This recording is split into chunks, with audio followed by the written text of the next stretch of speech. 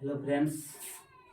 आज हम आप लोगों के बीच लेकर गए हैं ऑब्जेक्टिव क्वेश्चन का अभ्यास करेंगे हम लोग, क्योंकि ऑब्जेक्टिव क्वेश्चन मैथ में बहुत ही जरूरी होता है और 100 नंबर का क्वेश्चन आपका ऑब्जेक्टिव में आएगा। तो आज हम ऑब्जेक्टिव क्वेश्चन लेकर के आए हैं। यह क्वेश्चन बहुत वीवीआई क्वेश्चन है, बहुत इंपॉर्टेंट क्वेश्चन है। देखिए, पहला क्वेश्चन आपका कह रहा है कि एक परिमेय संख्या और एक अपरिमेय संख्या का योग या अंतर क्या होता है। कहने का तात्पर्य है कि एक परिमेय संख्या और एक अपरिमेय संख्या का योग, योग का मतलब होता है जोड़, अंतर का मतलब होता है घटाव। तो एक परिमेय संख्या और एक अपरिमेय संख्या का योग और अंतर जो होता है वह आपका अपरिमेय संख्या होता है। क्या होता है? अपरिमेय संख्या होता है। ठीक है, चलिए अब क्वेश्चन दूसरा नंबर कह रहा है कि निम्नलिखित में कौन अपरिमेय संख्या है। अब हमको चुनना है इसमें अपरिमेय संख्या कौन है। अब यहाँ पर देख लीजिए, ये 64/36 है, तो इसका जो है देखिए कोई हल होता है तो यह परिमेय हो जाएगा, नहीं होगा तो वह अपरिमेय हो जाएगा। तो 8 8 64 6 6 36 हो जाएगा। तो ये आपका जो है कि आंसर गलत हो जाएगा, यानी कि आपका ये परिमेय संख्या हो गया। 81 है, 81 हो जाएगा 9, तो ये भी आपका आंसर नहीं, क्योंकि अपरिमेय संख्या कह रहा है, ये परिमेय संख्या हो गया। यहाँ पर देखेंगे 7 7 49, 3 3 9 हो जाएगा, तो ये भी आपका जो है कि परिमेय संख्या हो गया, लेकिन ये आपका अपरिमेय संख्या होगा। तो सही आंसर आपका क्या हो गया? सी हो गया। ठीक है, अब यहाँ पर देख लीजिए, क्वेश्चन कह रहा है कि √2 है एक। √2 क्या है? परिमेय संख्या है कि अपरिमेय संख्या है कि प्राकृतिक संख्या है, प्राकृतिक संख्या है या इनमें सभी है। तो √2 जो है वह आपका अपरिमेय संख्या है। कौन सा संख्या है? अपरिमेय संख्या है। ठीक है, अब यहाँ देखिए अगला क्वेश्चन कह रहा है कि यदि विभाजन एल्गोरिथ्म a बराबर BQ प्लस R में अगर B4, Q जो है वह Q 5 और R जो है कि 1 है, तो A का मान क्या होगा। देखिए ऐसा क्वेश्चन रहेगा तो बहुत सिंपल है। आप क्या कीजिएगा, इसको मल्टीप्लाई करके इसको जोड़ दीजिएगा, तो 5 चौका 20 है, एक कितना हो जाएगा? 21। 5 चौका 20 और एक 21 हो जाएगा। देख लीजिए इसमें 21 कौन है? ये है आपका सही आंसर, ये हो जाता है। आगे क्वेश्चन कह रहा है कि निम्नलिखित में से कौन युग्म सह आभाज है। सह आभाज कहने का मतलब होता है, इसमें दो दो अंक दिया हुआ है, तो दो दो अंक दिया हुआ, तो ये देख लीजिए 32 और 62 है, तो ये जो है कि आपका कट जाएगा। कोई ना कोई अंक से वह संख्या दी इसमें और इसमें, दोनों अंक से जो है दोनों अंक को काट दे, तो ये तो काट देगा, तो ये आपका क्या हो गया? यह सहभाज संख्या हो जाएगा। 18 और 25, यह 18 कटेगा तो 25 नहीं, 25 कटेगा तो 18 नहीं, तो ये आपका क्या हो गया? ये आपका सह आभाज संख्या हो जाएगा। यह सह आभाज संख्या हो जाएगा, यानी कि 18 और 25। ठीक है ना, क्योंकि 18 जिससे कटेगा उससे 25 नहीं कटेगा, जिससे 25 कटेगा उससे 18 नहीं कटेगा, इसलिए यह जो है कि सह आभाज संख्या आपका हो गया। अगला कह रहा है कि निम्नलिखित में से कौन सा भिन्न का दशमलव प्रसार शांत होगा। अब शांत दशमलव अशांत दशमलव के बारे में आप लोग पढ़े हैं। देखिए कि अब यहाँ ये ऊपर वाला को जो है कि अंश और नीचे वाले को हर कहते हैं। ऊपर वाला को अंश और नीचे वाला को हर। हम क्या करेंगे, देख लेंगे, यानी कि यहाँ देखेंगे 105 है, इसका खंड गुणनखंड करेंगे तो ये 2 से नहीं हो जाएगा, 3 से देखते हैं, 3 तिहाई 9 हो जाएगा, 3 तिहाई 9 हो जाएगा, और यहाँ हो जाएगा 3 तिहाई 9, 5 तिहाई 15 हो जाएगा। फिर यहाँ जो है कि 3 से नहीं कटेगा, 5 से कट जाएगा, 5 7 35 हो जाएगा। तो यानी कि इसमें 3 5 7, ये आपका क्या हो गया? दशमलव प्रशांत अशांत हो जाएगा। अब इसका देख लेंगे, दूसरा के होता है 210 का हम गुणनखंड करके देखते हैं, जिसका गुणनखंड करने पर 2 से या 5 से या 2 5 दोनों से अगर डिवाइड हो जाता है वह शांत संख्या होता है। याद रखिएगा, एकदम शॉर्ट ट्रिक है। इससे 2 से डिवाइड करेंगे, 2 एकम 2 जो है ये 5 हो जाएगा। अब यहां से जो है कि 2 से तो ये डिवाइड होगा नहीं, ये जो है कि 3 से डिवाइड हो जाएगा, 3 तिहाई 9 और 1 और यहाँ हो जाएगा 3 तिहाई 9 और 5 तिहाई 15, 5 तिहाई 15, अब यहाँ पर देख लीजिए 5 से ही कटेगा, 5 से तो यानी कि 2 3 5 से कट रहा है, तो ये भी आपका क्या हो गया, अशांत दशमलव हो गया। 88 के गुणनखंड करके देख लीजिए, 88 का हम गुणनखंड करते हैं, 2 से काटेंगे तो 44 दूना 88, 2 से काटेंगे तो 22 दूना 44, 2 से काटेंगे 11 दूना 22, 11 आ गया इसमें लास्ट में।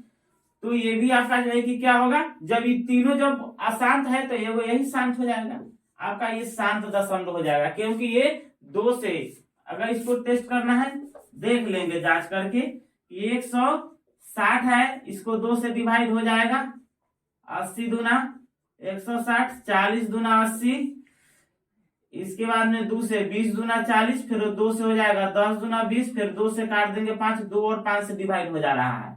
तो यानी कि शांत दशमलव, देखिएगा शांत दशमलव में क्या होता है कि जो 2 या 5 या 2 5 दोनों से अगर डिवाइड हो जाता है वह शांत दशमलव होता है। वह कौन सा दशमलव होता है, शांत दशमलव होता है।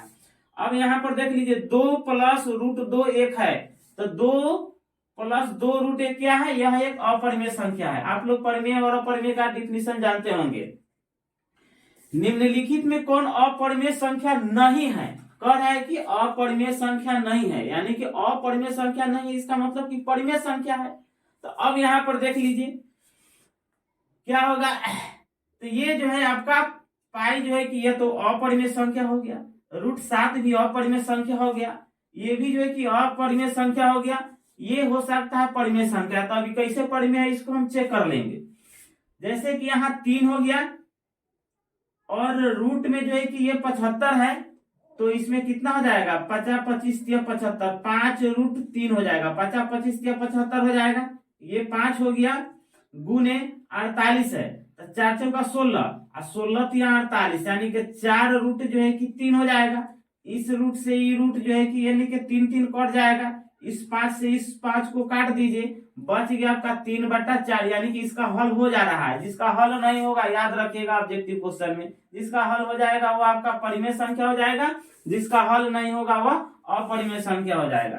तो यहाँ कह रहा है कि अपरिमेय संख्या नहीं है, यानी कि परिमेय संख्या है, तो परिमेय संख्या आपका ये हो जाएगा, कौन सा हो जाएगा, डी आपका परिमेय संख्या हो जाता है।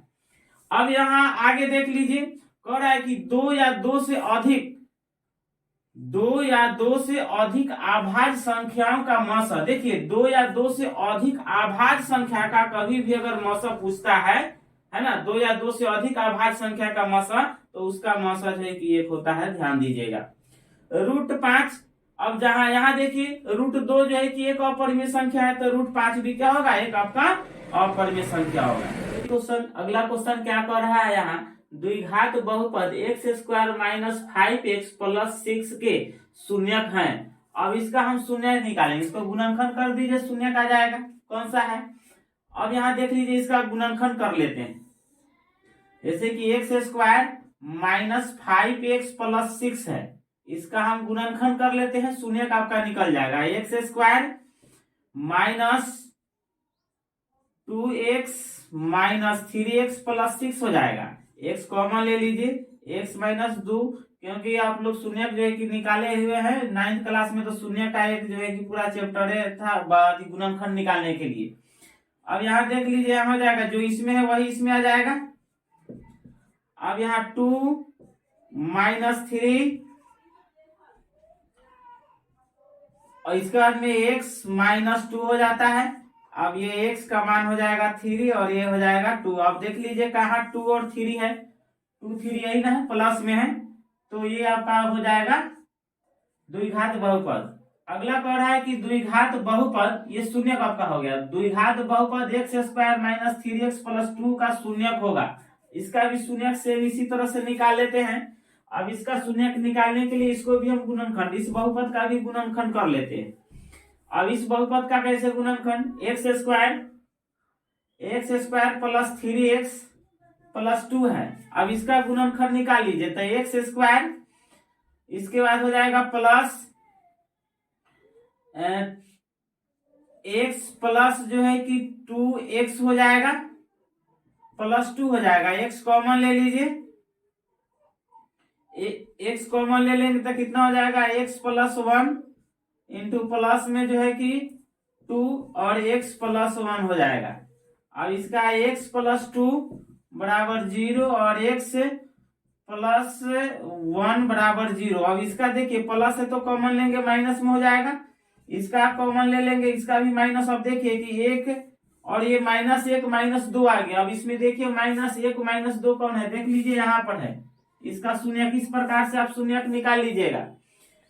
अगला क्वेश्चन कह रहा है कि यदि अल्फा बीटा बहुपद x² - 2x + 5 के शून्यक हो तब alpha plus beta, alpha plus beta का मतलब होता है शून्यकों का योग, और अल्फा इंटू बीटा बराबर होगा, तो यानी कि यह शून्यकों का गुणनफल हो जाएगा। तो इसमें किसके बराबर होगा, शून्यकों का योग और शून्यकों का गुणनफल हम निकाल लेते हैं। देखिए शून्यकों का योग और शून्यकों का गुणनफल कैसे निकालते हैं, आप लोग शून्यक निकालना सीखे होंगे उसी। अब यहाँ पर देख लीजिए शून्यक निकाल लेंगे तो सबसे पहले हम क्या करेंगे, यहाँ x बहुपद को लिखते हैं, x² - 2x + 5 है। a बराबर आपका 1, b बराबर -2, c बराबर 5 हो गया। अब यहाँ देख लीजिए शून्यकों का योग हो जाता है, तो शून्यकों का योग बराबर हो जाएगा अल्फा प्लस बीटा।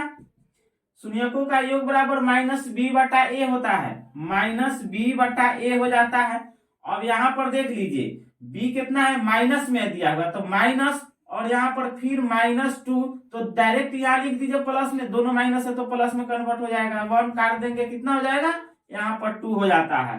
अब शून्यकों का गुणनफल, ये शून्यकों का योगफल निकल गया, शून्यकों का गुणनफल निकल जाएगा। शून्यकों का गुणनफल बराबर होता है c/a, c/a होता है। तो c आपका देख लीजिए ये 5 है, a आपका 1 है, ये हो जाता है 5, तो 2 और 5। अब देखेंगे 2 और 5 कहाँ है, यहाँ पर देख लीजिए 2 और 5 हो गया आपका ये गुणनफल और योगफल और गुणनफल निकल गया शून्यकों का। अब आगे कह रहा है, आगे देखेंगे, आगे क्वेश्चन कह रहा है कि k के किस मान के लिए समीकरण x + 2y = 7 तथा 2x + ky = 14 संपाती होगा। अब इसके लिए हम क्या करेंगे, यहाँ देखेंगे, यहाँ क्या करते हैं कि x प्लस समीकरण दिया हुआ उसको हम ले लेते हैं, ऑब्जेक्टिव टाइप क्वेश्चन है, हम ये 2 ले लेते हैं, उसके बाद में बराबर को हटाइए, कोनो बात नहीं है, एकदम शॉर्ट ट्रिक से जान लीजिए। एक ये हो गया, इसके बाद में 2x और प्लस जो है कि ky हो गया। अब इसको जो है कि संपाती कर रहा है तो बटा में लिख दीजिए, x/2x बराबर कर दीजिए 2y/ky हो जाता है। ये x से x काट दीजिए, y से y काट दीजिए, बच गया 1/2 बराबर 2/k।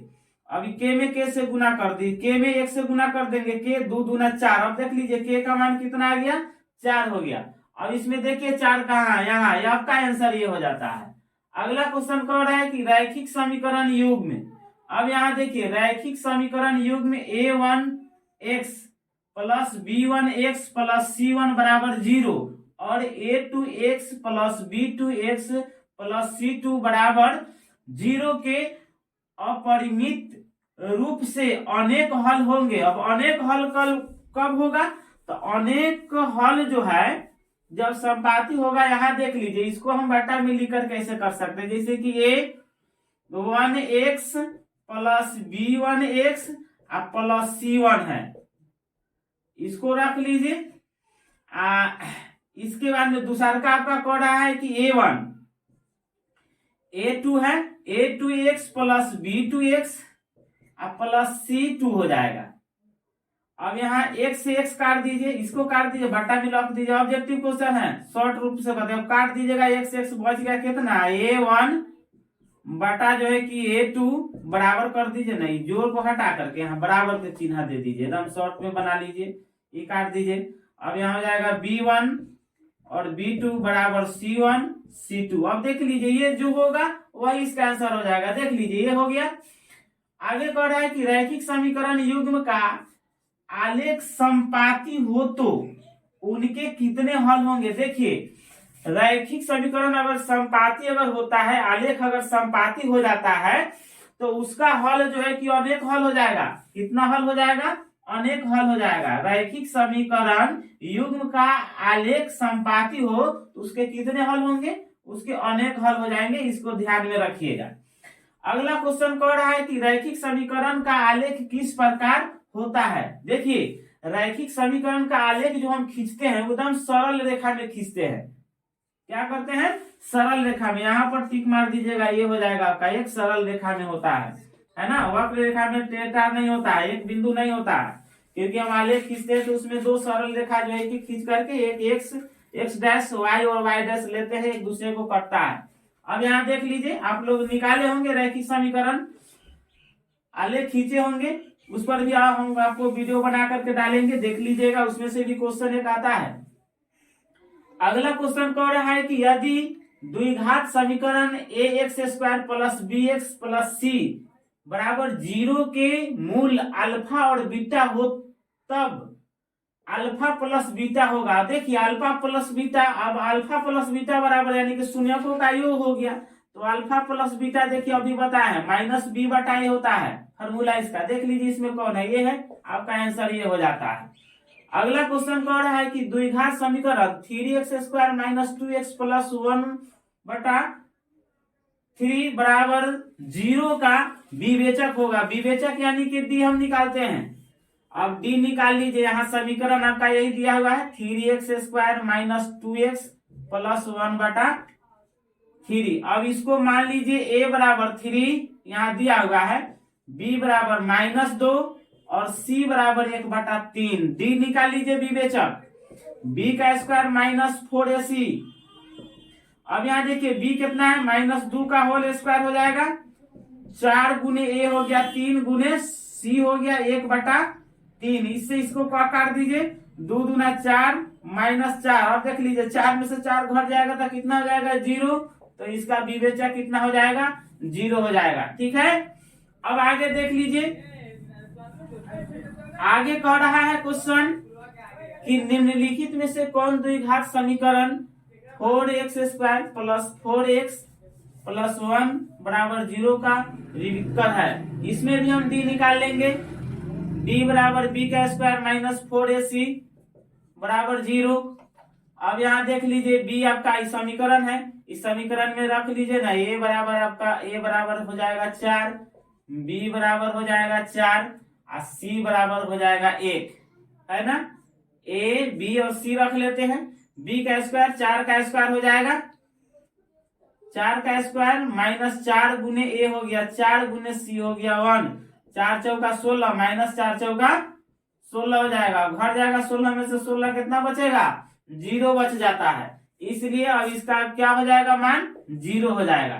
ठीक है, इस प्रकार से आप लोग ऑब्जेक्टिव क्वेश्चन का हल जो है कि करते रहेंगे, ऑब्जेक्टिव क्वेश्चन का अभ्यास करते रहेंगे। ये बहुत इंपोर्टेंट क्वेश्चन है। ठीक है।